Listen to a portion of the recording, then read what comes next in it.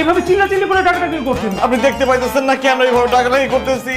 এই মানুষটা অ্যাক্সিডেন্ট করে মৃত্যুর সাথে পাঞ্জা লড়তেছে। আপনি শান্ত হন, শান্ত হন, আমি দেখছি।